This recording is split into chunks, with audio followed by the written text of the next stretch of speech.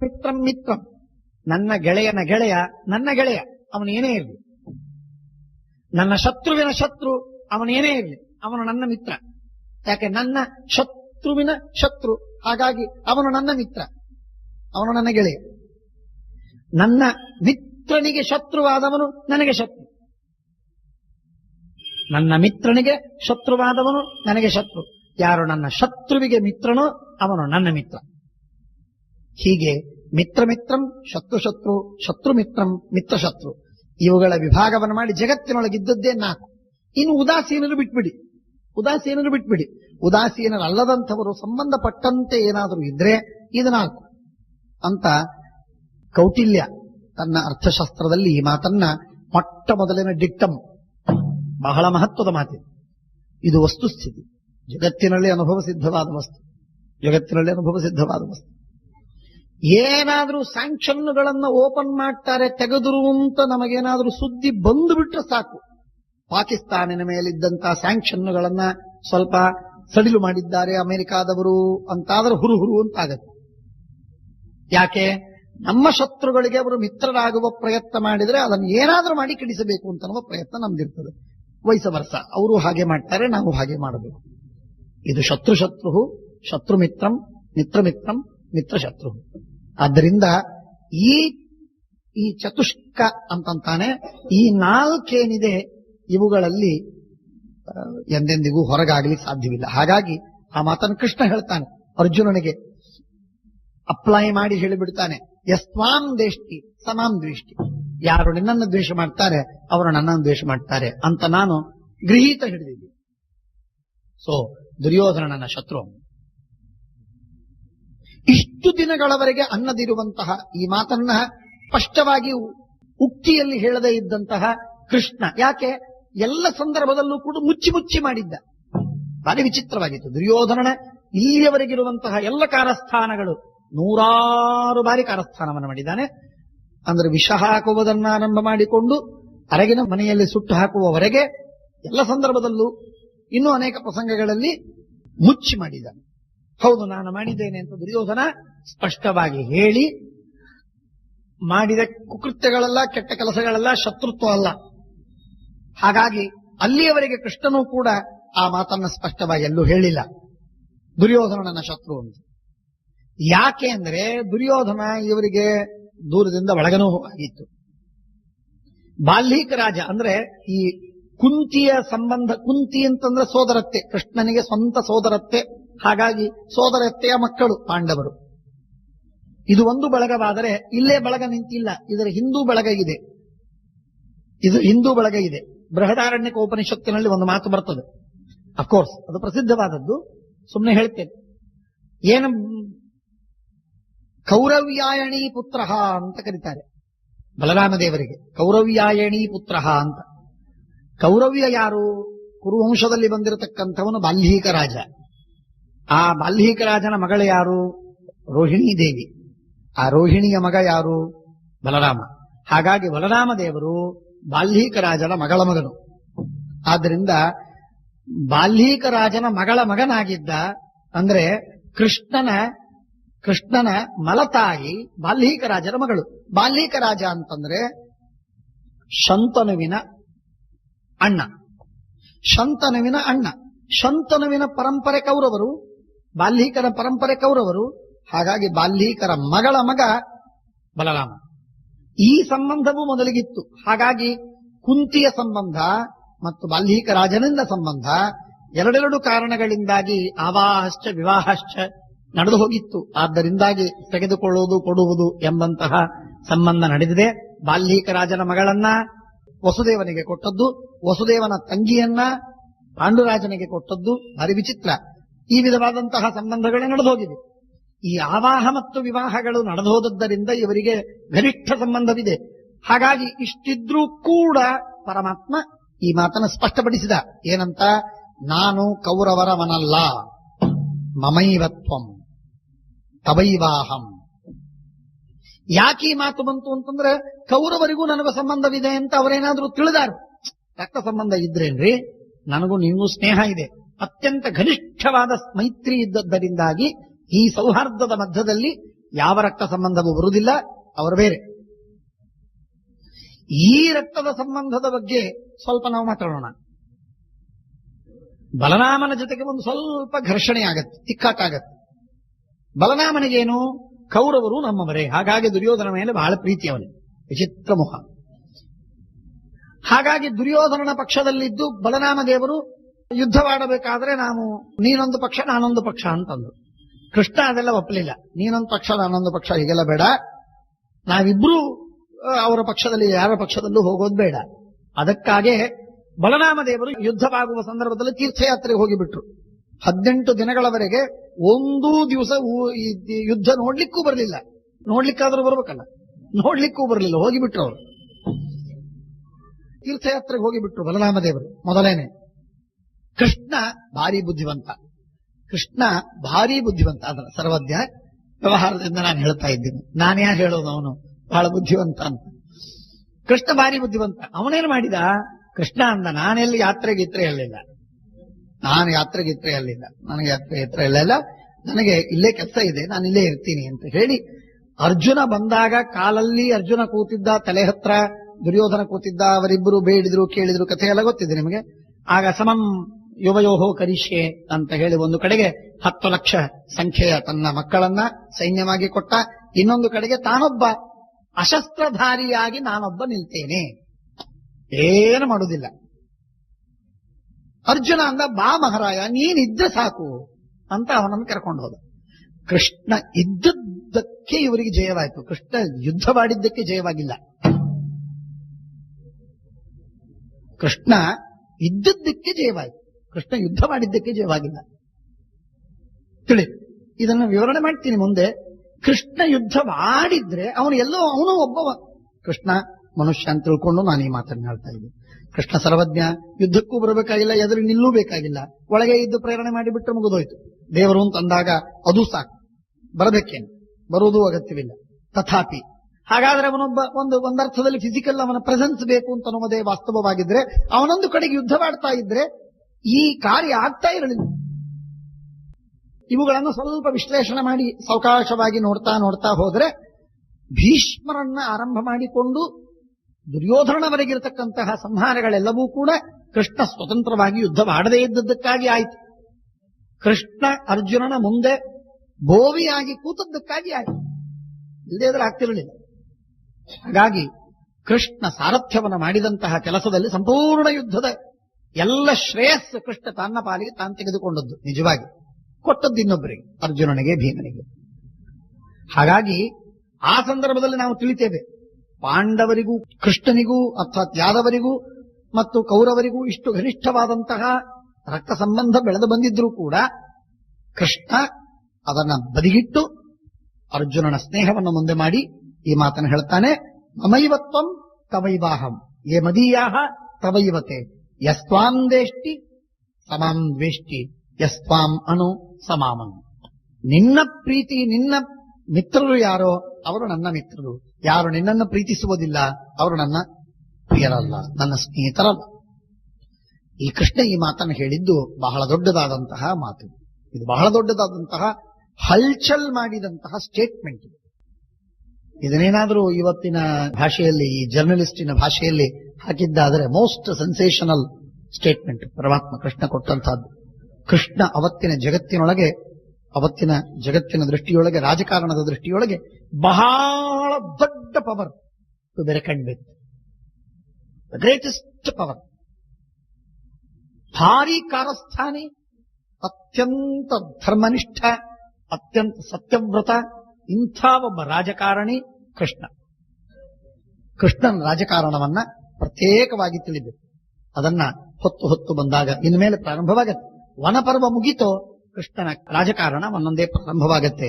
ಆ ಸಂದರ್ಭದಲ್ಲಿ ಅವುಗಳ ಫ್ಯಾಸೆಟ್ಗಳನ್ನು ತಿಳಿದು, ಫ್ಯಾಸೆಟ್ಗಳು ಒಂದು ತರಹ ಇಲ್ಲ.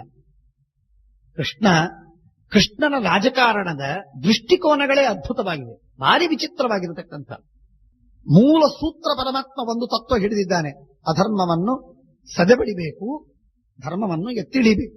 ಇದು ಪರಮಾತ್ಮನ ಪ್ರಾಮಾಣಿಕವಾದಂತಹ ಉದ್ದೇಶವಾಗಿದೆ. ಈ ಪ್ರಾಮಾಣಿಕ ಉದ್ದೇಶದ ಮಧ್ಯದಲ್ಲಿ ಕ್ಲಾಸಸ್ಸುಗಳು ಬರುತ್ತೆ. ಎ ಬಿ ಸಿ ಅಂತ ಕ್ಲಾಸಸ್ಗಳೆಲ್ಲ ಬರುತ್ತೆ. ಆ ಕ್ಲಾಸಸ್ಗಳನ್ನು ನೋಡಿದರೆ ಮೂಲ ಉದ್ದೇಶಕ್ಕೆ ಇದೆಲ್ಲ ವಿರುದ್ಧವೋ ಅಂತನ್ನುವಂತೆ ತೋರ್ತದೆ. ಆದರೆ ಪರಮಾತ್ಮನ ಕಾನ್ಸ್ಟಿಟ್ಯೂಷನ್ನಿನಲ್ಲಿ ಒಂದು ಮಾತು ಇನ್ನೊಂದಕ್ಕೆ ವಿರುದ್ಧವಲ್ಲ. ಹೀಗೆಲ್ಲ ನಾವು ಅದನ್ನು ಅರ್ಥ ಮಾಡಿಕೊಳ್ಳುವ ಪ್ರಸಂಗ ನಮಗೆ ವನಪರ್ವ ಮುಗಿದ ಮೇಲೆ ಬರ್ತದೆ. ಆಗ ಅದನ್ನು ನಾವು ನೋಡ್ತಾ ಹೋಗೋಣ. ವಿರಾಟ ಪರ್ವದ ಕೊನೆ ಭಾಗದಿಂದ ಪ್ರಾರಂಭವಾಗುತ್ತೆ. ಈಗ ಹೇಳ್ತಾನೆ, ನರಸ್ತಮಸಿ ದುರ್ಧರ್ಷ ಹರಿ ನಾರಾಯಣೋಖ್ಯಹಂ. ನೀನು ನರ, ನಾನು ನಾರಾಯಣ, ಇದು ನನಗೆ ಒತ್ತು. ನಾವಿಬ್ಬರೂ ಅದಕ್ಕಾಗಿ ಕೂಡಿ ಅವತಾರ ಮಾಡಿದ್ದು. ನಾವಯೋರಂತರಂ ಅನನ್ಯ ಪಾರ್ಥಮತ್ತಸ್ತ್ವಂ. ಇಲ್ಲಿ ನೋಡಿ ಸ್ಪಷ್ಟವಾಗಿ ಹೇಳ್ತಾರೆ, ಅನನ್ಯ ಪಾರ್ಥಮತ್ತಸ್ತ್ವಂ. ನೀನು ನನ್ನಿಂದ ಭಿನ್ನನಲ್ಲ. ನೀನು ನನ್ನಿಂದ ಭಿನ್ನನಲ್ಲ ಅಂದ್ರೆ ಅಭೇದ ಉಂಟಾ? ಅಭೇದ ಬರ್ತದ? ಅಭೇದವಿಲ್ಲ. ಆದರೆ ಸ್ನೇಹವಿದೆ. ನೀನು ನನ್ನಿಂದ ಭಿನ್ನ ಅಲ್ಲ ಅಂದ್ರೆ ಅನ್ಯ ಅಂದ್ರೆ ಏನರ್ಥ? ನನ್ನಿಂದ ಬೇರೆ. ಬೇರೆ ಅಂದ್ರೇನು? ನನ್ನಿಂದ ವಿರೋಧವನ್ನ ಮಾಡಿಕೊಂಡವನು. ಅವನು ಬೇರೆ ಆಗಿದ್ದಾನೆ. ಅವನು ಬೇರೆ ಆಗಿದ್ದಾನೆ ಅಂದ್ರೆ ಏನರ್ಥ? ಅವನು ಇವರಿಂದ ಆ ಪಕ್ಷದಲ್ಲಿಲ್ಲ, ಅವನು ಬೇರೆ ಆಗಿದ್ದಾನೆ. ಬೇರೆ ಅಂದ್ರೇನು? ಅವರೆಲ್ಲ ಒಂದಾಗಿದ್ದಾರೆ. ಒಂದಾಗುವುದು ಅಂದ್ರೇನು? ಒಂದಾಗುವುದು ಅಂದ್ರೆ ಅಭೇದವಲ್ಲ. ಬೇರೆ ಆಗಿದ್ದಾನೆ ಅಂದ್ರೆ ಭೇದವಲ್ಲ. ಹಾಗಾದ್ರೆ ಏನದು? ಜಗಳ ಆಡಿದ್ದಾನೆ.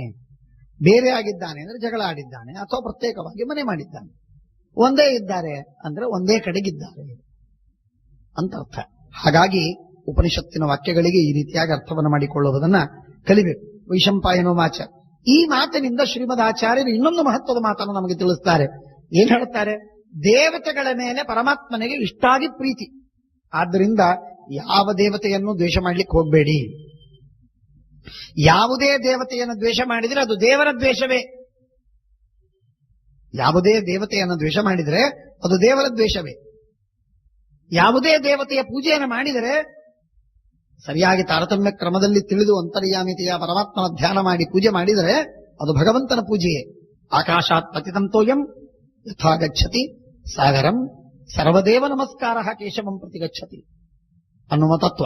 ಹಾಗಾಗಿ ಆ ಮಾತನ್ನ ಪರಮಾತ್ಮ ಹೇಳ್ತಾನೆ, ನನ್ನನ್ನು ಪ್ರೀತಿಸುವವರು ನಿನ್ನನ್ನು ಪ್ರೀತಿಸ್ತಾರೆ, ನಿನ್ನನ್ನು ಪ್ರೀತಿಸುವವರು ನನ್ನನ್ನು ಪ್ರೀತಿಸ್ತಾರೆ, ನಿನ್ನನ್ನು ದ್ವೇಷ ಮಾಡುವವರು ನನ್ನನ್ನು ದ್ವೇಷ ಮಾಡಿದಂತೆ. ಆದ್ದರಿಂದ ದೇವತೆಗಳ ದ್ವೇಷ ಇದು ದೇವರ ದ್ರೋಹ, ದೇವತೆಗಳ ಭಕ್ತಿ ದೇವರ ಭಕ್ತಿ. ಆದ್ದರಿಂದ ದೇವತೆಗಳಲ್ಲಿ ಭಕ್ತಿಯನ್ನೇ ಮಾಡಬೇಕು ಅಂದಾಗ ಮಾತ್ರ ಪರಮಾತ್ಮನ ಭಕ್ತಿ ಸಾಂಗವಾಗತ್ತೆ. ಇಲ್ಲದಿದ್ದರೆ ಅದು ವ್ಯಂಗ, ಅರ್ಧ ಭಾಗ ಇಲ್ಲದಿದ್ದಂತೆ. ಇತ್ಯುಕ್ತ್ವಾ ಪ್ರಿಯ ಪುಂಡರೀಕಾಕ್ಷ ಪಾಂಡವಂ ಸುಪ್ರಿಯಂ ವಚಃ ಪ್ರಿಯಮಾಣೋ ಹೃಷಿಕೇಶ ತೂಷ್ಣೀಂ ತತ್ರ ಬಭೂವಸಃ. ಪರಮಾತ್ಮ ಸುಮ್ಮನಾದ, ಮಾತಾಡ್ತಾ ಇದ್ದಾನೆ. ಸುಮ್ಮನಾದ. ಆಗ ಧೃಷ್ಟದ್ಯುಮ್ನಾದಿಗಳು ಮಧ್ಯದಲ್ಲಿ ಬಂದರು. ಅವರು ಹೇಳ್ತಾರೆ, ಪಾಂಚಾಲಿ ಪುಂಡರೀಕಾಕ್ಷಂ ಆಸೀನಂ ಯಾದವೈಸ್ಸಹ ಅಭಿಗಮ್ಯ ಅಬ್ರವೀತ್ ಕೃಷ್ಣ. ಆಗ ದ್ರೌಪದಿ ದೇವಿ ಕೃಷ್ಣನ ಹತ್ತಿರ ಬಂದು ತನ್ನ ಶೋಕವನ್ನ ಹೇಳಿಕೊಡ್ತಾನೆ. ಭಾರಿ ಹೃದಯದ್ರಾವಕವಾದಂತಹದ್ದು. ಅನೇಕ ಸಂದರ್ಭದಲ್ಲಿ ಬಹಳ ವಿಚಿತ್ರವಾಗಿರತಕ್ಕ ಮಾತುಗಳನ್ನ ದ್ರೌಪದಿ ದೇವಿ ಹೇಳ್ತಾರೆ. ವಾಸುದೇವ ಹೃಷಿಕೇಶ ವಾಸವಾವರಜಾಚ್ಯುತ. ವಾಸುದೇವ ಹೃಷಿಕೇಶ ಇಂದ್ರಿಯಗಳಿಗೆ ಒಡೆಯ, ಇಂದ್ರನ ತಮ್ಮ, ಅಚ್ಯುತ, ಎಂದೆಂದಿಗೂ ನಿನ್ನ ಪದದಿಂದ ಚ್ಯುತಿ ಇಲ್ಲ ನಿನಗೆ, ದೇವತೆಗಳಿಗೂ ದೇವದೇವನಾಗಿದ್ದಿ ಎಂದು ನನಗೆ ಸಾಕ್ಷಾತ್ ವೇದವ್ಯಾಸದೇವರು ನಿನ್ನ ಬಗ್ಗೆ ಹೇಳಿದ್ದಾರೆ. ಸ್ವಯಂ ದ್ವೈಪಾಯನೊಬ್ರವೀ ಇತಿ ದ್ವೈಪಾಯನೊಬ್ರವೀ. ಪೂರ್ವೇ ಪ್ರಜಾಭಿಸರ್ಗೇ ತ್ವಂ ಆಹುರೇಕಂ ಪ್ರಜಾಪತಿಂ ದ್ರಷ್ಟಾರಂ ಸರ್ವಲೋಕಾನಂ ಅಸಿತೋ ದೇವಲೊಬ್ರವೀ. ದೇವರ ಋಷಿಗಳು ಹೇಳಿದು ಮತ್ತೊಬ್ಬ ಋಷಿ ನನಗೆ ಹೇಳಿದ್ದೇನು ಅಂದ್ರೆ, ನೀನು ಇಡೀ ಜಗತ್ತನ್ನು ಸೃಷ್ಟಿ ಮಾಡಿದ ಸಾಕ್ಷಾತ್ ದೇವರೇ ಅಂತ ಮತ್ತೊಬ್ಬ ಋಷಿ ನನಗೆ ಹೇಳಿದ್ದಾನೆ. ನೀನೇ ವಿಷ್ಣು, ನೀನೇ ಯಜ್ಞ, ನೀನೇ ಯಜ್ಞ ಮಾಡುವವ, ನೀನೇ ಎಷ್ಟವ್ಯನಾದ ದೇವತೆ ಅಂತ ಜಾಮದಜ್ಞ ಪರಶುರಾಮ ದೇವರು ನಿನ್ನ ಬಗ್ಗೆ ನನಗೆ ಹೇಳಿದ್ದಾರೆ. ಋಷಯಸ್ತ್ವಾಂ ಕ್ಷಮಾಮಾಹು ಸತ್ಯಂಚ ಪುರುಷೋತ್ತಮ ಸತ್ಯಾದ್ಯಜ್ಞೋಸ ಸಂಭೂತಃ ಕಶ್ಯಪಸ್ತಾಂ ಯಥಾಬ್ರವೀತ್. ಕಶ್ಯಪರು ಹೇಳಿದಂತಹ ಮಾತು, ನೀನು ಎಲ್ಲ ಋಷಿಗಳಲ್ಲಿ ಏನೊಂದು ಕ್ಷಮಾಗುಣವಿದೆ, ಆ ಕ್ಷಮಾಗುಣ ಎಂಬ ಮಹಾಗುಣವನ್ನು ಕೊಟ್ಟವನೇ ನೀನು ಎಂಬುದಾಗಿ ಶಾಸ್ತ್ರ ನಮಗೆ ತಿಳಿಸಿದ್ದನ್ನ ಕಶ್ಯಪರು ಹೇಳಿದ್ದಾರೆ. ನಾರದರು ಹೇಳಿದಂತಹದ್ದು ಎಲ್ಲ ಸಾಧ್ಯ, ದೇವ, ಶಿವ ಇವರೆಲ್ಲರಿಗೂ ಕೂಡ ಈಶ್ವರೇಶ್ವರ ಸರ್ವೋತ್ತಮನಾದಂತಹ ಒಡೆಯ ನೀನು ಅಂತ ನಾರದರು ಹೇಳುತ್ತಾರೆ. ಬ್ರಹ್ಮ, ಶಂಕರ, ರುದ್ರ, ಇಂದ್ರ ಇತ್ಯಾದಿ ದೇವವೃಂದಗಳ ಜೊತೆಗೆ ಪುನಃ ಪುನಃ ಕ್ರೀಡಸೇತ್ವಂ ನರವ್ಯಾಘ್ರ ಬಾಲ ಕ್ರೀಡನ ಕೈರಿವ. ಮಗು ಹೇಗೆ ಆಟಿಕೆಯ ಸಾಮಾನು ಗೊಂಬೆಗಳ ಜೊತೆಗೆ ತೆಗೆದುಕೊಂಡು ಆಟವಾಡಬೇಕೋ ಹಾಗೆ ಬ್ರಹ್ಮ, ರುದ್ರ, ಇಂದ್ರ ಮುಂತಾದ ದೇವಾಧಿದೇವತೆಗಳ ಜೊತೆಗೆ ನೀನು ಆಟವಾಡ್ತಿ ನೀನು ಅಂತನ್ನುವುದು ನಾನು ಕೇಳಿದ್ದೇನೆ. ಬೇಕಾದಾಗ ಆಟ, ಬೇಡವಾದಾಗ ಎತ್ತಿ ಅವರನ್ನು ಸಂಹಾರ ಮಾಡಿಬಿಡ್ತಿ. ಇದು ನಿನ್ನ ಮಹಾ ಸಾಮರ್ಥ್ಯ ಎಂಬುದಾಗಿ ನಾನು ಕೇಳಿದ್ದೇನೆ. ದೇೌಶ್ಚತೆ ಶಿರಸವ್ಯಾಪ್ತ, ಇಡೀ ಆ ಮೇಲಿನ ಭಾಗ, ಬ್ರಹ್ಮಾಂಡದ ಮೇಲಿನ ಭಾಗ ನಿನ್ನ ತಲೆಯಲ್ಲಿದೆ, ಕಾಲಿನಲ್ಲಿ ಪೃಥ್ವಿ ಇದೆ, ಜಠರೇ ಖಂ ಇತ್ಯಾದಿ ವಿದ್ಯಾ ತಪೋಭಿ ತಪ್ತಾನಂ ತಪಸಾ ಭಾವಿತಾತ್ಮನಂ. ಇಡೀ ಜಗತ್ತನ್ನ ತಪಸ್ಸಿನಿಂದ ಯಾರು ಗೆಲ್ಲಬಹುದೋ ಅಂತಹ ಮಹಾ ಋಷಿಗಳಿಗೆ ಮಾತ್ರ ನೀನು ಗಮ್ಯನಾಗಿದ್ದಿ, ಕಾಣಲಿಕ್ಕೆ ಸಾಧ್ಯವಾಗಿದೆ ಇತ್ಯಾದಿ ಬಹಳ ದೀರ್ಘವಾದಂತಹ ಸ್ತೋತ್ರವನ್ನು ಮಾಡ್ತಾಳೆ. ನಭಶ್ಚಂದ್ರಶ್ಚ ಸೂರ್ಯಶ್ಚ ತ್ವಯಿ ಸರ್ವಂ ಪ್ರತಿಷ್ಠಿತಂ ಮರ್ತ್ಯತಾ ಚೈವ ಭೂತಾನಾಂ ಅಮರತ್ವಂ. ಮನುಷ್ಯರು ಸಾಯುವುದು ನಿನ್ನಿಂದ, ಮನುಷ್ಯರು ಸಾಯುವುದನ್ನ ಕಳೆದುಕೊಂಡು ಅಮರತ್ವವನ್ನ ಮೋಕ್ಷವನ್ನು ಪಡೆಯುವುದು ನಿನ್ನಿಂದ. ಸಾತೇಹಂ ದುಃಖಮಾಖ್ಯಾಸ್ತೆ ಪ್ರಣಯನ್ ಮಧುಸೂದನ ಈಶಸ್ತಂ ಸರ್ವಭೂತಾನಾಂ ಯೇ ದಿವ್ಯಾ ಯೇ ಚ ಮಾನುಷಾಃ. ಯಾವ ದೇವತೆಗಳು ಯಾರೋ ಅವರೆಲ್ಲರಿಗೆ ನೀನೇ ಒಡೆಯ, ಮನುಷ್ಯರು ಯಾರೋ ಅವರೆಲ್ಲರಿಗೆ ನೀನೇ ಸ್ವಾಮಿ. ನೀನು ನನ್ನನ್ನು ರಕ್ಷಿಸಬೇಕು. ಅದಕ್ಕಾಗಿ ನಾನು ನಿನಗೆ ಹೇಳ್ತೇನೆ ಕೇಳು. ನಾನು ನಿನ್ನ ಗೆಳತಿಯಾಗಿ, ಅರ್ಜುನನ ಮಡದಿಯಾಗಿ, ನಿನ್ನ ಗೆಳತಿ, ನಿನ್ನ ಸ್ನೇಹಿತಳಾಗಿ, ದೃಷ್ಟದ್ಯುಮ್ನನ ತಂಗಿಯಾಗಿ, ಮತ್ತೆ ನಾನಿಲ್ಲಿ ಒದ್ದಾಡ್ತಾ ಇದ್ದೆ, ಕಷ್ಟಪಡ್ತಾ ಇದ್ದೆ. ಸಭೆಗೆ ನನ್ನನ್ನು ಕರೆದುಕೊಂಡು ಹೋದ್ರು. ಆಗ ಒಬ್ಬರು ನನ್ನ ಧರ್ಮ, ನನ್ನ ಪ್ರಶ್ನೆ ಮಾಡಿದ್ದಕ್ಕೆ ಉತ್ತರವನ್ನು ಕೊಡುವುದಕ್ಕೆ ಯಾರಿಲ್ಲ. ಅಂಥ ಆಪತ್ತಿನಲ್ಲಿ ನಾನು ಏಕಾಕಿಯಾಗಿ ಹೋರಾಡಿದೆ, ಯಾರೂ ಇರಲಿಲ್ಲ. ಹೇಳ್ತಾಳೆ, ರಾಜ್ಞಾಂ ಮಧ್ಯೆ ಸಭಾಯಾಂತು ರಜಸಾತ್ ಪರಿಪ್ಲುತ ದಾಸೀಭಾವೇನ ಮಾಂ ಭೋಕ್ತುಂ ಈಶುಸ್ತೆ ಮಧುಸೂದನ. ಏನ್ ಹೇಳಿ, ನಾನು ನನ್ನನ್ನ ದಾಸಿಯನ್ನಾಗಿ ಮಾಡಬೇಕು ಅಂತ ಇಟ್ಕೊಂಡಿದ್ರು. ತನ್ನ ಅಂತಃಪುರದಲ್ಲಿ ಸೇರಿಸಬೇಕು ಅಂತ ದುರ್ಯೋಧನ ಪ್ರಯತ್ನವನ್ನು ಮಾಡಿದ. ಇಷ್ಟೆಲ್ಲ ಮಾಡಿ ಅದನ್ನ ನಾನು ಬಿಡಿಸಿಕೊಂಡು ಹೇಗೋ ಪ್ರಯತ್ನವನ್ನು ಮಾಡಿ ಬಂದೆ. ಜೀವತ್ಸು ಪಾಂಡುಪುತ್ರೇಶು ಪಾಂಚಾಲೇಶು ಚ ವೃಷ್ಣಿಷು. ನನ್ನ ಸ್ವತಃ ಪತಿಯರು 5 ಜನ ಗಂಡಂದಿರು ಎಲ್ಲರೂ ಎದುರಿಗೆ ಕೂತಿದ್ದಾರೆ, ಮೌನದಿಂದ ಕೂತಿದ್ದಾರೆ. ಯಾರು ನನ್ನ ಕಡೆಗೆ ಕಣ್ಣೆತ್ತಿ ನೋಡ್ಲಿಲ್ಲ. ಅವರೆಲ್ಲರೂ ಬದುಕಿದ್ದಾರೆ, ಎಲ್ಲರೂ ಸತ್ತೋಗಿದ್ದಾರೆ, ಯಾರ ಬಳಗದಿಲ್ಲ. ಆದ್ದರಿಂದ ಅನಾಥಳಾಗಿದ್ದೇನೆ ಅಂತ ಆಗಿದ್ರೆ ಮಾತು ಬೇರೆ ಇತ್ತು. ಎಲ್ಲ ಪತಿಯರಿದ್ದಾರೆ, ಅದು ಎದುರಿನಲ್ಲಿ ಇರುವಾಗ. ಪಾಂಚಾಲರು, ನನ್ನ ತಂದೆ, ಅಣ್ಣ, ಅವೆಲ್ಲ ಬಳಗ ಬೇಕಾದಷ್ಟಿದೆ. ಇಷ್ಟೆಲ್ಲ ಇದ್ದಾಗಲೂ ಕೂಡ ನೀವು ವೃಷ್ಣಿಗಳು, ಯಾದವರು, ಅವರು ನೀವೆಲ್ಲ ಬಳಗ, ಇಷ್ಟೆಲ್ಲ ಬಳಗದವರು ಇದ್ರೂ ಕೂಡ ನನಗೆ ಇಂಥ ಕಷ್ಟವನ್ನು ಅನುಭವಿಸುವ ಪ್ರಸಂಗ ಬಂತು. ಸ್ನುಷಾ ಭವಾಮಿ ಧರ್ಮೇಣ ಸಾಹಂ ದಾಸೀಕೃತ ಬಲಾತ್ ಗರ್ಹಯೇ ಪಾಂಡವಂಸ್ತೇವ ಯುಧಿಶ್ರೇಷ್ಠಾನ್ ಮಹಾಬಲಾನ್. ಎಂಥ ಪರಾಕ್ರಮ, ಎಂಥ ಶಕ್ತಿಯವರದು, ಎಷ್ಟು ಸಾಧ್ಯವಾದ ವೀರ್ಯ. ಇಷ್ಟೆಲ್ಲ ಇದ್ರೂ ಕೂಡ ಅವರು ಹೇಡಿಗಳಂತೆ ಬಾಯಿಗೆ ಬೀಗ ಹಾಕಿಕೊಂಡು ಕೂತಿದ್ರು, ಕಣ್ಣೆತ್ತಿ ನೋಡ್ಲಿಲ್ಲ, ನನ್ನ ಆಪತ್ತನ್ನು ಪರಿಹಾರ ಮಾಡಲಿಲ್ಲ. ಯತ್ಕ್ಲಿಶ್ಯಮಾನಂ ಪ್ರೇಕ್ಷಂತೆ ಧರ್ಮಪತ್ನಿಂ ಯಶಸ್ವಿನೀಂ ದಿಗ್ಬಲಂ ಭೀಮಸೇನಸ್ಯ. ಭೀಮಸೇನನ ಬಲಕ್ಕೆ ಧಿಕ್ಕಾರವಿರಲಿ, ಅರ್ಜುನನ ಬಲಕ್ಕೆ ಧಿಕ್ಕಾರವಿರಲಿ. ಯೌಮಾಂ ವಿಪ್ರಕೃತಾಂ ಕ್ಷುದ್ರೈಹಿ ಮರಷಯೇತಾಂ ಜನಾರ್ದನ. ನನ್ನ ಈ ಆಪತ್ತನ್ನ ಕಂಡು ಸಹನೆ ಮಾಡ್ತಾರಲ್ಲ, ಅಂತಹ ಭೀಮನ ಅರ್ಜುನನ ಬಲಕ್ಕೆ ಏನು ಹೇಳಬೇಕು ನಾವು? ಇನ್ನೊಬ್ಬರಾಗಿದ್ರೆ ಧಿಕ್ಕಾರವನ್ನು ಮಾಡ್ತಿದ್ರು, ನಾನು ಮಾಡುವವಳಲ್ಲ, ಆದರೆ ದಿಗ್ಬಲ ಅಂತ ಹೇಳುವ ಪ್ರಸಂಗ ಇತ್ತು. ದರ್ಶನ ಭಾಷೆಯಿಂದ ಹೇಳಿದ್ದು. ಶಾಶ್ವತೋಯಂ ಧರ್ಮಪಥ ಸದ್ಭಿರಾಚರಿತ ಸದಾ ಯದ್ಭಾರ್ಯಾಂ ಪರಿರಕ್ಷಂತಿ ಭರ್ತಾರೋ ಅಲ್ಪಬಲಾಪಿ. ಅತ್ಯಂತ ದುರ್ಬಲ ಗಂಡ ಹೆಂಡತಿ ಹೋಗ್ತಾ ಇದ್ದಾರೆ. ಒಬ್ಬ ದುಷ್ಟ ಬಂದ, ನೀಚ ಬಂದ, ಹೆಂಡತಿಗೆ ಪೀಡಿಸ್ಲಿಕ್ಕೆ ಬಂದಾಗ ಗಂಡ ದುರ್ಬಲನಾಗಿದ್ದೇನೆ ಅಂತ ಹೇಳಿ ಕೈ ಮುಗಿದು ಆಯ್ತು ಕರ್ಕೊಂಡು ಹೋಗು ಅಂತ ಹೇಳ್ತಾರ. ಅಥವಾ ತಾನೆಷ್ಟೇ ದುರ್ಬಲನಾಗಿದ್ರೂ ಕೂಡ ತನ್ನ ಶಕ್ತಿ ಇದ್ದಟ್ಟು ಅವರ ಜೊತೆಗೆ ಯುದ್ಧವಾಡಿ ಹೋರಾಡಿ ಅವನನ್ನ ದೂರ ಇಡ್ತಾನೋ, ತನ್ನ ಹೆಂಡತಿಯನ್ನು ರಕ್ಷಣೆ ಮಾಡುವ ಪ್ರಯತ್ನವನ್ನಾದರೂ ಮಾಡ್ತಾನಲ್ಲ. ಅಂದ ಮೇಲೆ ಇವರು ಇಷ್ಟು ಮಹಾಬಲಶಾಲಿಗಳಾದರೂ ಕೂಡ ನನ್ನ ರಕ್ಷಣೆ ಮಾಡಲಿಲ್ಲ, ಪ್ರಯತ್ನವನ್ನೂ ಮಾಡಲಿಲ್ಲ. ಇದು ನನಗೆ ಬೇಸರ ತಂದಿದೆ. ಹಾಗಾಗಿ ನನಗೇನು ಅರ್ಥವಾಗ್ತಾ ಇಲ್ಲ. ಪ್ರಜಾಯಾಂ ರಕ್ಷಮಾಣಾಯಾಮ್, ಹೆಂಡತಿಯನ್ನು ಯಾಕೆ ರಕ್ಷಿಸಬೇಕು? ಹೆಂಡತಿಯನ್ನು ಚೆನ್ನಾಗಿ ರಕ್ಷಣೆ ಮಾಡಿದರೆ ಮಾತ್ರ ಪ್ರಜೆ ಶುದ್ಧವಾಗಿರುತ್ತದೆ. ಪ್ರಜೆಗಳ ರಕ್ಷಣೆಯಾದರೆ ಮಾತ್ರ ತಾನು ಶುದ್ಧರಾಗಿ ಉಳಿತಾನೆ. ಇಲ್ಲದೆ ಇದ್ರೆ ಕುಲಕ್ಕೆ ಕುಲ ನಾಶವಾಗಿ ಹೋಗುತ್ತೆ, ಹಾಳಾಗಿ ಹೋಗ್ತದೆ. ಆತ್ಮ ಹಿ ಜಾಯತೆ ತಸ್ಯಾಂ ತಸ್ಮಾತ್ ಜಾಯಾ ಭವತ್ಯುತ ಭಾರ್ಯಾಂಚ ಭಾರ್ಯ ಭರ್ತ ಚ ಭಾರ್ಯೆಯ ರಕ್ಷ್ಯ ಕಥಂ ಜಾಯಾನ್ ಮಮೋದರೇ ಇತ್ಯಾದಿಯಾಗಿ ಎಲ್ಲ ಮಾತುಗಳಿವೆ. ಇವುಗಳನ್ನು ತಿಳಿದು ಕೂಡ ಇವರು ಯಾರೂ ನನ್ನನ್ನು ರಕ್ಷಣೆ ಮಾಡಲಿಲ್ಲ. ನಿನ್ನ ಮಕ್ಕಳು ಹೇಗಲ್ಲ, ಪ್ರದ್ಯುಮ್ನಾದಿಗಳು ಅದೇ ರೀತಿಯಾಗಿ ನನ್ನ ಮಕ್ಕಳಿದ್ದಾರೆ. ಇಷ್ಟಿದ್ರೂ ಕೂಡ ಏನು ಮಾಡ್ಲಿಕ್ಕಾಗಲಿಲ್ಲ. ಸಭಾಯಾಂ ಪರಿಕೃಷ್ಟಾಹಂ ಏಕವಸ್ತ್ರ ರಜಸ್ವಲ ನಾಧಿಜ್ಯಮಪಿ ಯಚ್ಛಕ್ಯಂ ಕರ್ತುಮನ್ನೇನ ಗಾಂಡಿವಂ ಅನ್ಯತ್ರಾರ್ಜುನ ಭೀಮಾಭ್ಯಾಂ ತ್ವಯಾವಾ ಮಧುಸೂದನ. ಕೃಷ್ಣ, ನೀನು, ಭೀಮ, ಅರ್ಜುನ ಈ ಮೂವರನ್ನು ಬಿಟ್ಟು ಇನ್ಯಾರೂ ಈ ಗಾಂಡೀವವನ್ನು ಎತ್ತುವುದು ಸಾಧ್ಯವಿಲ್ಲ. ಅಂಥ ಗಾಂಡೀವವನ್ನ ಅತಿ ಸುಲಭವಾಗಿ ಎತ್ತಿ ಆಟವಾಡಿದಂತೆ ಯುದ್ಧವಾಡುವ ಸಾಮರ್ಥ್ಯ ಅರ್ಜುನನಿಗೆ. ಆದರೆ ನನ್ನ ಅವಮಾನ ನಡುತ್ತಾ ಇರುವಾಗ ಮಾತ್ರ ಅರ್ಜುನ ಹೇಡಿಯಂತೆ ಕೂತಿದ್ದ, ಸುಮ್ಮನೆ ಕೂತಿದ್ದ. ಯಾಕೆ ಹೀಗೆ ಕೂತಿದ್ದ ಅಂತ ಕೇಳು. ನಾಧಿಜ್ಯಮಪಿ ಯಚ್ಛಕ್ಯಂ ಕರ್ತುಮನ್ಯೇನ ಗಾಂಡಿವಂ ಅನ್ಯತ್ ಅರ್ಜುನ ಭೀಮಾಭ್ಯಾಂ ತ್ವಯಾವಾ ಮಧುಸೂದನ. ಶ್ರೀಮದಾಚಾರ್ಯರು ಅರ್ಜುನನ ಮಹಾತ್ಮ್ಯವನ್ನು ಹೇಳುವುದಕ್ಕೆ, ತಾರತಮ್ಯವನ್ನು ನಿರ್ಣಯ ಮಾಡುವುದಕ್ಕೆ ಈ ವಾಕ್ಯವನ್ನ 2ನೇ ಅಧ್ಯಾಯ ತಾತ್ಪರ್ಯ ನಿರ್ಣಯದಲ್ಲಿ ಈ ಶ್ಲೋಕವನ್ನ ಉದಾಹರಿಸಿದ್ದಾರೆ. ಬಹಳ ಮಹತ್ವದ ಶ್ಲೋಕ. ಅಂದರೆ ಅರ್ಜುನನ ಸಾಮರ್ಥ್ಯವೇನಿತ್ತು, ಅವನು ಯಾರು? ದಿಗ್ಬಲಂ ಭೀಮಸೇನಸ್ಯ ದಿಕ್ಪಾರ್ಥಸ್ಯ ಚ ಪೌರುಷಂ ಯತ್ರ ದುರ್ಯೋಧನ ಕೃಷ್ಣ ಮುಹೂರ್ತಂಪಿ ಜೀವತಿ ಏತಾನ್ ಆಕ್ಷಿಪದ್ರಾಷ್ಟ್ರಾತ್ ಸಹ ಮಾತ್ರ ಅವಿಹಿಂಸಕಾನ್. ಎಲ್ಲರನ್ನ ಒಂದೇ ಮಾತಿಗೆ ಇವರನ್ನು ಹೊರಗೆ ಕಳಿಸಿದ, ಅರಣ್ಯಕ್ಕೆ ಕಳಿಸಿದ. ಇವರೆಲ್ಲ ಸುಮ್ಮನೆ ಬಾಯಿ ಬೀಗ ಹಾಕಿ ಒಂದು ಮಾತು ಆಡದೆ ಹಿಂದೆ ತಿರುಗಿ ಬಂದರಲ್ಲ ಇವರೆಲ್ಲ ಅರಣ್ಯಕ್ಕೆ. ನನಗೆ ಆಶ್ಚರ್ಯವಾಗುತ್ತೆ. ಇದು ಧರ್ಮವಾ? ಹೀಗೆ ಮಾಡಬೇಕಾ? ಜೂಜಾಟ ಇದು ಸರಿಯಾದ ಧರ್ಮವಾ? ನನಗೆ ಅರ್ಥವಾಗ್ತಾ ಇಲ್ಲ. ಅಧೀಯಾನ ಹಿಂದೆ ಈ ದುರ್ಯೋಧನ ಮಾಡಿದಂತಹ ಕೆಟ್ಟ ಕೆಲಸಗಳು ಒಂದೇ ಎರಡೇ. ಭೀಮನಿಗೆ ವಿಷವನ್ನ ಹಾಕಿದ, ಕಾಲಕೂಟ ವಿಷವನ್ನ, ಹೊಸದಾದ ತಾಜಾ ತಯಾರಾಗಿರುವ ಕಾಲಕೂಟ ವಿಷವನ್ನ ಅವರಿಗೆ ಕುಡಿಸಲಿಕ್ಕೆ ಕೊಟ್ಟ. ಕಾಲಕೂಟಂ ನವಂ ತೀಕ್ಷ್ಣಂ ಸಂಭೃತಂ ರೋಮಹರ್ಷಣಂ. ಅದನ್ನ ಭೀಮ ಅದನ್ನು ತಿಂದು ಅನ್ನದ ಜೊತೆಗೆ ಜೀರ್ಣ ಮಾಡಿಕೊಂಡು ಬಿಟ್ಟ. ಏನಾಗಲೇ ಇಲ್ಲ.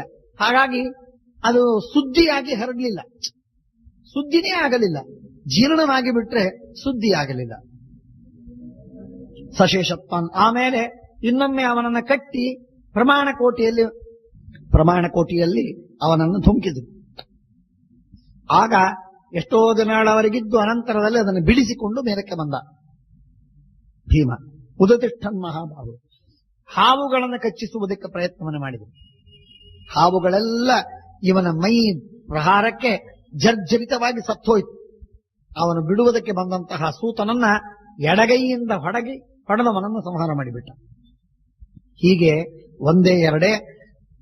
ಮಲಗಿದಾಗ ಬೆಂಕಿ ಹಚ್ಚಿ ಸುಡಬೇಕು ಅಂತ ಅರಗಿನ ಮನೆಯಲ್ಲಿ ಪ್ರಯತ್ನ ನಡೆಯಿತು. ಆಗ ಬಹಳ ಕಷ್ಟದಿಂದ ಒದ್ದಾಡಿ ಎಲ್ಲರೂ ಒದ್ದಾಡ್ತಾ ಹಾಹಾಕಾರ ಬೊಬ್ಬೆ ಇಟ್ಟಾಗ ಭೀಮನೇ ಬಲಗೈಯಲ್ಲಿ ಕುಂತಿಯನ್ನ, ಎಡಗೈಯಲ್ಲಿ ಧರ್ಮರಾಜನನ್ನ, ಬೆನ್ನಿನ ಮೇಲೆ ಅರ್ಜುನನನ್ನ, 2 ಕೈಗಳಲ್ಲಿ ಹೆಗಲ ಮೇಲೆ ನಕುಲ ಸಹದೇವರನ್ನ ಕರ್ಕೊಂಡು ಹೊರಗೆ ಬಂದು ಬಿಟ್ಟ ಸುರಂಗ ಮಾರ್ಗದಿಂದ. ಭೀಮ ಇದ್ದದ್ದಕ್ಕೆ ಆಯಿತು. ಹೀಗೆಲ್ಲ ಇಂಥ ಭೀಮಸೇನ ಇವತ್ತಿನ ದಿನ ಏನಿಲ್ಲ, ಸುಮ್ಮನೆ ಇದ್ದಾನೆ. ಇದನ್ನು ನೋಡಿ ನನಗೆ ಬಹಳ ದುಃಖವಾಗತ್ತೆ. ನೋದ್ವಿಜಯಂ ಅಹಂ ತಸ್ಮಾನ್ ಜ್ಞಾನಿಶೇಹಮಾಗತಂ.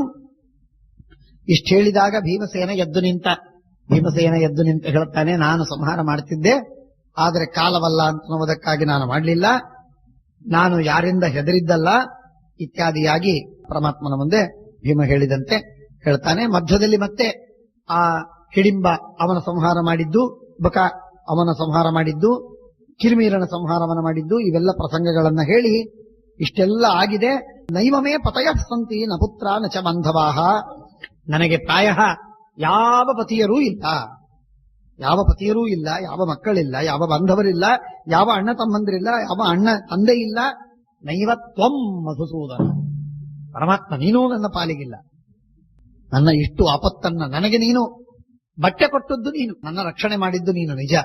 ಆದರೆ ನನ್ನ ಆಪತ್ತಿನಲ್ಲಿ ಬಂದು ಆ ಆಪತ್ತಿನಿಂದ ನನ್ನನ್ನು ಬಿಡಿಸಿ ಅವರೆಲ್ಲರನ್ನ ಸಂಹಾರ ಮಾಡುವ ಕೆಲಸವನ್ನು ನೀನು ಮಾಡಬೇಕಾಗಿತ್ತು, ಮಾಡಲಿಲ್ಲ. ಆದ್ದರಿಂದ ನೀನು ನನ್ನ ಪಾಲಿಗಿಲ್ಲ ಅಂತ ನಾನು ತಿಳಿತೇನೆ. ಹೌದು, ದ್ರೌಪದಿ ಪಾಲಿಗೆ ಕೃಷ್ಣನೂ ಇಲ್ಲ. ಈಗ ದ್ರೌಪದಿ ಪಾಲಿಗೆ ಕೃಷ್ಣನೂ ಇಲ್ಲ. ದ್ರೌಪದಿ ಪಾಲಿಗೆ ಕೃಷ್ಣ ಇದ್ದಿದ್ರೆ ದ್ರೌಪದಿಗೆ ಈ ವ್ಯವಸ್ಥೆ ಬರ್ತಿತ್ತ? ಕೃಷ್ಣ ದ್ರೌಪದಿಯ ಪಾಲಿಗೆ ಇದ್ದಿದ್ರೆ ದ್ರೌಪದಿಗೆ ಈ ವ್ಯವಸ್ಥೆ ಬರ್ತಿತ್ತ? ಸಾಧ್ಯವಾ? ಇಲ್ಲ. ಪಾಂಡವರು ದ್ರೌಪದಿ ಪಾಲಿಗೆ ಇದ್ದಿದ್ರೆ ದ್ರೌಪದಿಗೆ ಈ ಅವಸ್ಥೆ ಬರ್ತಿತ್ತ? ದುಶ್ಯಾಸನ, ಪ್ರಾತಿಕಾಮಿ, ದುರ್ಯೋಧನ, ಶಕುನಿ, ಕರ್ಣ ಯಾರು ಉಳಿತಿದ್ರು ಭೀಮಸೇನನ ಕೈಯಲ್ಲಿ?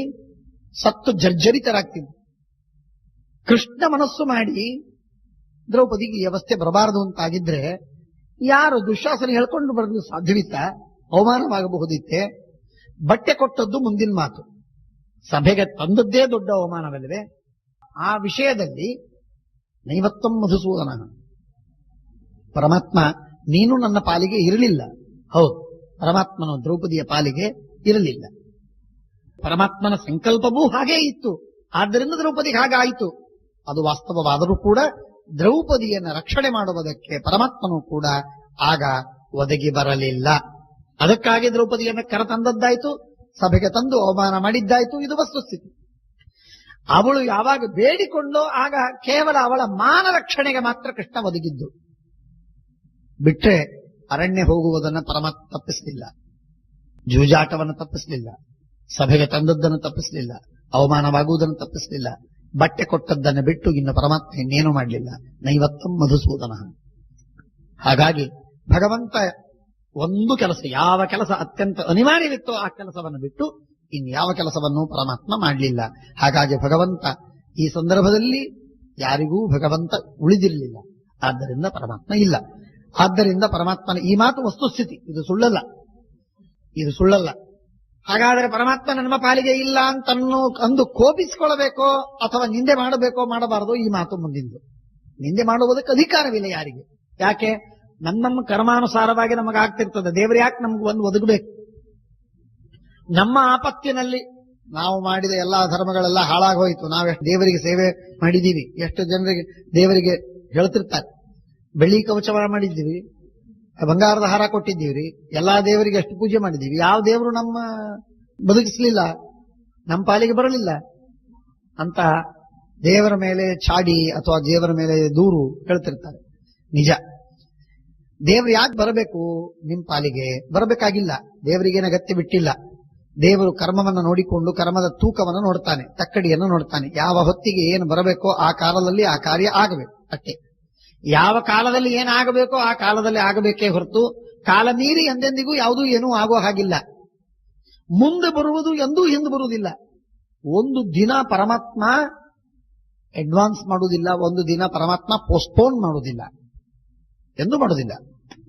ಅದಕ್ಕಾಗಿ ಪ್ರತ್ಯೇಕ ನಿನ್ನ ಸಾಧನೆ ಉಂಟೋ, ಪ್ರಾರ್ಥನೆ ಇದೆಯೋ, ಪರಮಾತ್ಮನ ಉಪಾಸನೆಯನ್ನು ಮಾಡಿದೀಯಾ, ಏನಾದರೂ ಕರ್ಮವನ್ನು ಮಾಡಿದ್ದೀಯೋ, ಬರ್ತದೆ. ಅದಕ್ಕಾಗಿ ಮಾಡಿಲ್ವೋ, ಬರುವುದಿಲ್ಲ.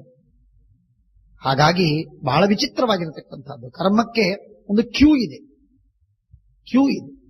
ಆ ಕರ್ಮದ ಕ್ಯೂ ಏನಿದೆ, ಆ ಕ್ಯೂ ಅದನ್ನು ಎಂದೆಂದೂ ಮುಂದಿರತಕ್ಕಂತಹ ಒಬ್ಬ ವ್ಯಕ್ತಿಯನ್ನ ಸ್ಕಿಪ್ ಮಾಡಿ ಇನ್ನೊಬ್ಬ ಬರ್ತಾನೆ ಅಂತ ಕರ್ಮದಲ್ಲಿ ಎಂದೆಂದಿಗೂ ಆಗುವುದಿಲ್ಲ. ದುಃಖ ಬರುವ ಕಾಲದಲ್ಲಿ ದುಃಖ, ಸುಖ ಬರುವ ಕಾಲದಲ್ಲಿ ಸುಖ, ಅದಕ್ಕೊಂದು ಕ್ಯೂ, ಅದು ಎಂದೆಂದಿಗೂ ತಪ್ಪುವುದಿಲ್ಲ. ಅದನ್ನು ತಪ್ಪಿಸಬೇಕಾದ್ರೆ ಮತ್ತೆ ನೀವು ಮಾಡಬೇಕಾದ ಸಾಧನೆ ಉಂಟು. ಇದು ಪರಮಾತ್ಮ, ಅದಕ್ಕೆ ಸ್ಪೆಷಲ್ ಅರ್ಜಿ, ಸ್ಪೆಷಲ್ ಅಪ್ಲಿಕೇಶನ್ ಬೇಕು. ಅದಿದ್ರೆ ಆಗತ್ತೆ, ಇಲ್ಲದಿದ್ರೆ ಆಗುದಿಲ್ಲ. ಹಾಗಾಗಿ ಈ ಭಗವಂತನ ಒಂದು ನಿಯಮಬದ್ಧವಾಗಿರುವಂತಹ ಕರ್ಮ ಸಂಹಿತೆ ಇದೆ, ಕರ್ಮ ಸಿದ್ಧಾಂತವಿದೆ. ಅದರ ಎಂದೆಂದಿಗೂ ಭಗವಂತ ಅಪವಾದವನ್ನು ಮಾಡಿಲ್ಲ. ಅದಕ್ಕಾಗಿ ಪರಮಾತ್ಮ ನಮ್ಮ ಪಾಲಿಗಿಲ್ಲ ಅಂದ್ರೆ ನಿಂದೆ ಮಾಡುವುದಕ್ಕೆ ನಿಮಗೆ ಯಾರಿಗೂ ಅಧಿಕಾರವಿಲ್ಲ. ಆದರೆ ಭಗವಂತ ನಮ್ಮ ಪಾಲಿಗೆ ಬರುವುದಿಲ್ಲ ಕೆಲವೊಮ್ಮೆ. ಯಾಕೆ? ನಮ್ಮ ಕರ್ಮ ಇರುವುದಿಲ್ಲ. ಕರ್ಮಾನುಬಂಧೀನಿ ಮನುಷ್ಯ ಲೋಕೆ. ಭಗವದ್ಗೀತೆಯಲ್ಲಿ 15ನೇ ಅಧ್ಯಾಯದಲ್ಲಿ ಈ ಮಾತನ್ನು ಕೇಳುತ್ತೇವೆ. ಕರ್ಮಾನುಬಂಧೀನಿ ಮನುಷ್ಯ ಲೋಕೆ. ಮೂಲಗಳು 3, ಅದರಲ್ಲಿ ಒಬ್ಬ ದೇವರು. ಆ ದೇವರೆಂಬ ಮೂಲವೂ ಕೂಡ ಕರ್ಮಾನುಬಂಧಿಯಾದದ್ದೇ. ಕರ್ಮವನ್ನು ಅನುಸರಿಸಿ ಫಲವನ್ನು ಕೊಡುವಂಥವನು. ಆದ್ದರಿಂದ ಕರ್ಮವನ್ನು ಬಿಟ್ಟು ಎಂದೆಂದಿಗೂ ಭಗವಂತ ಫಲವನ್ನು ಕೊಡುವುದಿಲ್ಲ. ಆದ್ದರಿಂದ ನೈವತ್ತಂ ಮಧುಸೂದನ ಯೇ ಮಾಂ ವಿಪ್ರಕೃತಾಂ ಕ್ಷುದ್ರೈಹಿ ಅವೇಕ್ಷದ್ಧಂ ವಿಶೋಕವತ ನಚಮೇ ಶಮ್ಯತೆ ದುಃಖಂ ಕರ್ಣೋ ಯತ್ ಪ್ರಾಹಸತ್ತದ. ನನ್ನ ಅವಮಾನವಾಗ್ತಾ ಇರುವಾಗ ಕರ್ಣ ನೋಡಿ ನನ್ನ ಕಡೆಗೆ ಕಣ್ಣು ಮಾಡಿ ನಕ್ಕ ಅಲ್ಲ, ಅದು ಬಹಳ ನನಗೆ ಶೂಲವಾಗಿದೆ, ಅತ್ಯಂತ ಘೋರವಾದ ವೇದನೆಯಾಗ್ತಾ ಇದೆ. ಅದನ್ನು ಬಿಟ್ಟು ನನಗೆ ಇನ್ನೇನಿಲ್ಲ. ರಾಜ್ಯ ಹೋದದ್ದೊಂದು, ಅದನ್ನು ಸಂಹಾರ ಮಾಡಿ ಯುದ್ಧ ಮಾಡಿ ಪಡಿಬಹುದು. ಆದರೆ ಅವಮಾನವನ್ನು ನಾವು ಹೇಗೆ ಅದಕ್ಕೆ ಏನು ಉಪಾಯವಿದೆ, ಅದಕ್ಕೇನು ಪ್ರತೀಕಾರ? ಯಾರನ್ನ ಎಷ್ಟು ಬಾರಿ ಕೊಂದರಾದರೂ ಏನಾದರೂ ಅದಕ್ಕೂ ಉಪಾಯ ಉಂಟಾ? ಇಲ್ಲ ಇಲ್ಲ. ಆದ್ದರಿಂದ ಯಾವ ರೀತಿಯಾಗಿ ದುಃಖಪಟ್ಟಿದ್ದಿ ಆ ರೀತಿಯಾಗಿ ಅವರೆಲ್ಲರೂ ದುಃಖ ಪಡ್ತಾರೆ. ನೀನು ಪತಿಯಂದರು ಇದ್ದಾಗ ನೀನು ಅವಮಾನವಾದದ್ದರಿಂದ ದುಃಖಪಟ್ಟಿದ್ದಿ, ಅವರು ಪತಿಯಂದರನ್ನ ಕಳಕೊಂಡು ದುಃಖ ಪಡ್ತಾರೆ, ಅದರಲ್ಲಿ ವಿಚಾರವಿಲ್ಲ. ಬಿಭತ್ಸು ಶರ ಸಂಚನ್ನಾನ್ ಶೋಣಿತೌಘ ಪರಿಪ್ಲುತಾನ್ ನಿಹತಾನ್ ವಲ್ಲಭಾನ್ ವೀಕ್ಷ್ಯ ಶಯಾನಾನ್ ವಸುಧಾತಲೆ. ಭೂಮಿಯ ಮೇಲೆ ಅರ್ಜುನನ ಬಾಣಗಳಿಂದ ಭಸ್ಮರಾದ ಅಥವಾ ಕೈಕಾಲ ಮುರಿದುಕೊಂಡು ಬಿದ್ದು ಸತ್ತು ಹೋದ ತಮ್ಮ ಪತಿಯರನ್ನ ನೋಡ್ತಾ ಅಳತಾ ಇರುವಂತಹ ಆ ಎಲ್ಲ ಕೌರವ ಸ್ತ್ರೀಯರನ್ನ ನೀನು ಕಾಣ್ತಿ, ನಾನು ತೋರಿಸ್ತೇನೆ. ಇದರರ್ಥ ಭೀಮಸೇನ ದೇವರಿಂದ ಸತ್ತು ಹೋದ ಆ ಎಲ್ಲ ಕೌರವರ ಮಡದಿಯರನ್ನ ನಿನಗೆ ನಾನು ತೋರಿಸ್ತೇನೆ ಅಂತ ಕೃಷ್ಣನ ಅರ್ಥ. ಇದು ಪುರುಷ ವ್ಯತ್ಯಾಸದಿಂದ ಹೇಳಬೇಕಾಗಿರುವಂತಹದ್ದು ಅಂತ ಶ್ರೀಮದಾಚಾರ್ಯ ನಿರ್ಣಯ ಮಾಡಿದ್ದಾರೆ. ಯತ್ ಸಮರ್ಥಂ ಪಾಂಡವಾನಾಂ ತತ್ಕರಿಷ್ಯಾಮಿ ಮಾಶುಚಃ. ಏನು ದುಃಖ ಪಡಬೇಡ, ಏನು ಸಾಧ್ಯವೋ, ನನಗೇನು ಸಾಧ್ಯವೋ ಅದನ್ನು ನಾನು ಮಾಡ್ತೇನೆ. ಯತ್ ಸಮರ್ಥಂ, ಏನು ಸಾಧ್ಯವೋ ಅದು ಮಾಡ್ತೇನೆ. ವಾಟ್ ಎವರ್ ಇಸ್ ಪಾಸಿಬಲ್ ಅಂತ ಬರೀತಾರೆ. ಅರ್ಥ ಏನು? ಆಗದೇ ಇದ್ದದ್ದೆಲ್ಲ ಪಾಸಿಬಲ್ ಅಲ್ಲ ಅಂತ ಹೇಳಿಬಿಟ್ರೆ ಸುಲಭ. ಹಾಗೆ ಪರಮಾತ್ಮ ಯತ್ ಸಮರ್ಥಂ, ಅರ್ಥಾತ್ ಅಭಿಪ್ರಾಯವೇನು ಅಂತಂದ್ರೆ ಪರಮಾತ್ಮ ಈಗ ಏನು ಆಗಬೇಕು, ಯಾವ ಕಾಲದಲ್ಲಿ ಏನು ಆಗಬೇಕೋ ಅದನ್ನು ನಾನು ನನ್ನ ಸಂಕಲ್ಪಾನುಸಾರವಾಗಿ ನಾನು ಮಾಡ್ತೇನೆ, ನೀನು ಯೋಚನೆ ಮಾಡೋ ಕಾರಣವಿಲ್ಲ. ಸತ್ಯಂತೆ ಪ್ರತಿಜಾನಾಮಿ ರಾಜ್ಯಾಂ ದಾಸಿ ಭವಿಷ್ಯಸಿ ಪತೆ ದ್ಯೌರು ಹಿಮವಾನ್ ಶೀರ್ಯೇ ಪೃಥಿವೀ ಕಲಿ ಭವೇದ್ ಶುಷ್ಯೇ ತೋಯ ನದಿ ಕೃಷ್ಣೆ ನಮೇ ಮೋಘಂ ವಚೋ ಭವೇದ್. ಭೂಮಿ ಸೀಳಿ ಹೋಗಬಹುದು, ನದಿ ಬತ್ತಿ ಹೋಗಬಹುದು, ಮೇರು ಪರ್ವತ ಇಬ್ಬಾಗವಾಗಬಹುದು, ನನ್ನ ಮಾತು ಸುಳ್ಳಾಗಲಿಕ್ಕಿಲ್ಲ, ಸತ್ಯವಾದ ಮಾತು, ಇದನ್ನು ಮಾಡಿಯೇ ಮಾಡ್ತೇನೆ. ಇಷ್ಟು ಹೇಳಿ ದ್ರೌಪದಿ ಹತ್ತಿರ ಈ ಮಾತನ್ನ ಪ್ರತಿಜ್ಞೆ ಮಾಡಿದ ಪರಮಾತ್ಮ ಸಂಧಾನಕ್ಕೆ ಹೋಗ್ತಾನೆ. ಯುದ್ಧವಾಗುವುದು ಬೇಡ. ಕೃಷ್ಣನ ನಾಟಕದ ಕ್ಲೈಮ್ಯಾಕ್ಸ್ ನೋಡಿ ಇಲ್ಲಿ ಹೇಳ್ತಾನೆ. ಅಂದ್ರೆ ಭಾವಾವೇಶಪರರಾದಂತಹ ವ್ಯಕ್ತಿಗಳು ಯಾವ ರೀತಿಯಾಗಿ ಮಾತಾಡ್ತಾರಲ್ಲ ಹಾಗೆ ಇಲ್ಲಿ ದ್ರೌಪದಿ ಕಣ್ಣೀರಿಟ್ಟು ಹೊತ್ತು ಭೀಮನ್ನ ಬೈದು ಅರ್ಜುನನನ್ನ ಬೈದು ಅವಳ ಗೋಳಿಟ್ಟದ್ದನ್ನು ನೋಡಿ ಪರಮಾತ್ಮ ಭಾರಿ ಭಾವಾವಿಷ್ಟನಾಗಿ ಪರಮಾತ್ಮ ಹೇಳ್ತಾನೆ ಇದು ಪ್ರತಿಜ್ಞೆ ಅಂತ. ಆಚೆ ಅಲ್ಲಿ ಪ್ರಸಂಗ ಬರ್ತದೆ, ಯುದ್ಧವಾಡಿ ಬಿಟ್ರೆ ಇಂಥ ಅನರ್ಥ ಅಂಥ ಅನರ್ಥ, ಹಾಗಾಗತ್ತೆ ಹೀಗಾಗತ್ತೆ, ಏನ್ ಮಾಡಬೇಕು. ಅದರಲ್ಲಿ ಮಧ್ಯದಲ್ಲಿ ಪುಕ್ಕರು ಕೆಲವರು, ಅವರೆಲ್ಲ ಸೇರಿಕೊಂಡು ಏನೇನೋ ಮಾತಾಡಿದ್ದಕ್ಕೆ ಕೃಷ್ಣ ಅಂತಾನೆ, ಓ ಸರಿ ಹಾಗಾದ್ರೆ ಸಂಧಾನಕ್ಕೆ ಹೋಗ್ತೀನಿ, ಯುದ್ಧವಾಡೋದು ಬೇಡ ಅಂತ ಹೇಳಿಕ್ ಹೋಗ್ತೇನೆ. ನೋಡಿ, ಅಂದ್ರೆ ಇದು ಏನಿದು ಪರಮಾತ್ಮನದು ಅಂತ ಅನ್ನೋದು ಅರ್ಥವಾಗುವುದಿಲ್ಲ. ಅದನ್ನೆಲ್ಲ ಅರ್ಥ ಮಾಡಿಕೊಳ್ಬೇಕು. ಸಾಚೀಕೃತ ಮವೈಕ್ಷತ್ತ ಪಾಂಚಾಲಿ ಮಧ್ಯಮಂ ಪತಿಂ ಆಬಭಾಷೆ ಮಹಾರಾಜ ದ್ರೌಪದಿ ಅರ್ಜುನಸ್ತದ ಮಾರೋದಿ ಶುಭತಾಂ ರಾಕ್ಷಿ ಯದಾಹ ಮಧುಸೂದನ. ಪರಮಾತ್ಮ ಏನು ಹೇಳಿದ ಆ ಮಾತು ಸತ್ಯವಾಗಿದೆ, ನಾನು ಅದನ್ನು ನಡೆಸ್ತೇನೆ ದೇವರ ದಯೆಯಿಂದ ಕೃಪೆಯಿಂದ. ದೃಷ್ಟದ್ಯುಮ್ನ ಹೇಳ್ತಾನೆ, ಹೌದು ನಾನು ದ್ರೋಣನನ್ನ ಸಂಹಾರ ಮಾಡುವುದಕ್ಕಾಗೇ ಹುಟ್ಟಿದ್ದು, ದ್ರೋಣಾಚಾರ್ಯನನ್ನ ಕೊಲ್ಲುವುದಕ್ಕಾಗೆ ನಾನು ಹುಟ್ಟಿದ್ದು. ತಂಗಿ ಯಾಕೆ ಹೆದರ್ತಿ ನೀನು? ಶಿಖಂಡಿ ನಮ್ಮಣ್ಣ ಶಿಖಂಡಿ ಹುಟ್ಟಿದ್ದು ಯಾಕೆ ಗೊತ್ತೇನು? ಅವನು ಭೀಷ್ಮರನ್ನ ಕೊಲ್ಲುವುದಕ್ಕಾಗಿ ಶಿಖಂಡಿ ಹುಟ್ಟಿದ್ದು, ದ್ರೋಣರನ್ನು ಕೊಲ್ಲುವುದಕ್ಕಾಗಿ ನಾನು ಹುಟ್ಟಿದ್ದು. ನಾನು ಕಳೆದ ಸಲ ಹೇಳ್ತಾ ಇದ್ದೆ, ಒಂದು ಸಲ ಕೌರವರ ಸಂಹಾರದಲ್ಲಿ ಪಾಂಡವರ ಪಾತ್ರ ಎಷ್ಟು ಮಹತ್ವದ್ದೋ ಹಾಗೆ ಪಾಂಡವರ ಹಿಂದಿರುವಂತಹ ಪಾಂಚಾಲರ ಪಾತ್ರ, ದ್ರುಪದ ರಾಜನ ಮಕ್ಕಳ ಪಾತ್ರ ಬಹಳ ದೊಡ್ಡದು. ದ್ರುಪದ ರಾಜನ 3 ಮಕ್ಕಳು ಎಲ್ಲರನ್ನು ಸಂಹಾರ ಮಾಡಿದರು. ಒಂದು ಶಿಖಂಡಿ ಭೀಷ್ಮರನ್ನ ಕೊಂದದ್ದು, ಇನ್ನೊಬ್ಬ ಮಗ ದೃಷ್ಟದ್ಯುಮ್ನ ದ್ರೋಣಾಚಾರ್ಯನ ಕೊಂದದ್ದು, ಮತ್ತೊಬ್ಬಳು ದ್ರೌಪದಿ, ಅವಳು ಸಮಸ್ತ ಕುರುಕುಲವನ್ನು ಸಂಹಾರ ಮಾಡಲಿಕ್ಕೆ ಕಾರಣವಾದ. ಹಾಗಾಗಿ ಪಾಂಚಾಲ ದೇಶದ ಆ ದ್ರುಪದ ರಾಜನ 3 ಜನ ಮಕ್ಕಳ ಕಾಂಟ್ರಿಬ್ಯೂಷನ್ ಇದು ಮಹಾಭಾರತದ ಈ ಸನ್ನಿವೇಶಕ್ಕೆ ಬಹಳ ಮಹತ್ವದ್ದಾಗಿದೆ. ಹಾಗಾಗಿ ಅದನ್ನ ದೃಷ್ಟದ್ಯುಮ್ನ ಬಹಳ ಅಭಿಮಾನದಿಂದ ಹೇಳ್ತಾನೆ, ನಾನು ದ್ರೋಣಾಚಾರ್ಯನ ಕೊಲ್ತೇನೆ, ನಮ್ಮಣ್ಣ ಶಿಖಂಡಿ ಭೀಷ್ಮಾಚಾರ್ಯನ ಕೊಲ್ತಾನೆ, ಭೀಮಸೇನ ದುರ್ಯೋಧನನನ್ನು ಕೊಲ್ತಾನೆ, ಅರ್ಜುನ ಕರ್ಣನ ಸಂಹಾರ ಮಾಡ್ತಾನೆ, ಬಲರಾಮ ಕೃಷ್ಣದ ಸಹಕಾರದಿಂದ ನಾವು ಈ ಕಾರ್ಯವನ್ನು ಮಾಡ್ತೇವೆ. ನಾವು ಯಾರಿಗೆ ಸೋಲುವ ಕಾರಣವಿಲ್ಲ, ಪೂರ್ಣವಾದ ಭರವಸೆಯಿಂದ ಧೈರ್ಯದಿಂದ ಯುದ್ಧ ಮಾಡೋಣ ಎಂಬುದಾಗಿ ದೃಷ್ಟದ್ಯುಮ್ನ ಈ ಮಾತನ್ನು ಹೇಳ್ತಾನೆ. ಹೀಗೆ ಉತ್ಸಾಹವನ್ನು ತುಂಬುವ, ಸೇಡು ತೀರಿಸಿಕೊಳ್ಳುವ ನಿರ್ಣಯವನ್ನ, ರೆಸಲ್ಯೂಷನ್ನುಗಳನ್ನ ಪಾಸ್ ಮಾಡ್ತಾರೆ, ಠರಾವುಗಳನ್ನು ನಿರ್ಣಯಿಸಿ ಆಗ ಮಾಡ್ತಾರೆ. ಆ ಸಂದರ್ಭದಲ್ಲಿ ಕೃಷ್ಣ ಒಂದು ಮಾತನ್ನು ಹೇಳ್ತಾನೆ, ಭಾರಿ ವಿಚಿತ್ರವಾದದ್ದು, ಮುಂದಿನ ಸಂದರ್ಭದಲ್ಲಿ ಬರುತ್ತದೆ. ಕೃಷ್ಣ ಹೇಳ್ತಾನೆ, ನಾನು ಅಕಸ್ಮಾತ್ ನಿಮ್ಮ ಹತ್ರ ಇದ್ದಿದ್ರೆ ನಾನು ಜೂಜಾಟವನ್ನು ನಿಲ್ಲಿಸ್ತಿದ್ದೆ, ನಿಶ್ಚಿತ ನಾನು ಇರಲಿಲ್ಲ, ಹಾಗಾಗಿ ನನಗೆ ನಿಲ್ಲಿಸ್ಲಿಕ್ಕಾಗಲಿಲ್ಲ ಅಂತ ಪರಮಾತ್ಮ ಹೇಳ್ತಾನೆ. ಇದು ಹೌದು ಅಂತ ಅನೇಕರಿಗೆ ಭ್ರಾಂತಿ ಬಂದ್ಬಿಡ್ತದೆ. ಆದ್ದರಿಂದ ಆ ವಿಷಯದಲ್ಲಿ ಮುಂದೆ ಮಹಾಭಾರತ ಬಹಳ ಸುಂದರವಾಗಿ ಹೇಳುವುದು.